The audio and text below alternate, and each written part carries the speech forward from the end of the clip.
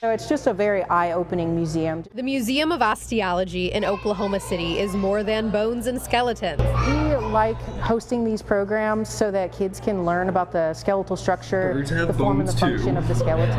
I spoke with the museum education coordinator about how this kind of museum encourages education and even gives kids a new perspective about different fields they could go into when they grow up. We have different exhibits where even veterinarians come and they're able to learn about different pathologies. Just seeing this can kind of spur on different ideas that people might have, like maybe they want to be a scientific illustrator, or maybe they want to go into anatomy or biology after seeing the skeletons here. The museum regularly hosts programs for kids throughout the year, including this summer. So that kids can learn about the skeletal structure, the form and the function of the skeleton. One that is popular, the owl pellet dissection classes.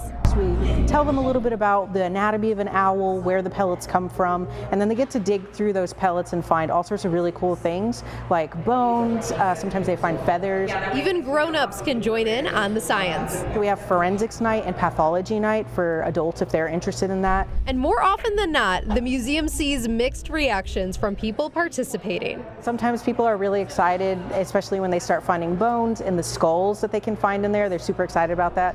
Some kids are really gross when they find out what an owl pellet is. These kind of programs keep the next generation thinking about their future. And just realize how diverse animals here are in the world, and like all the different parts and points of a skeleton, and how those work and function, and how animals are able to like adapt and live in their environment. More information on how to sign up for these classes can be found on our website, KOCO.com.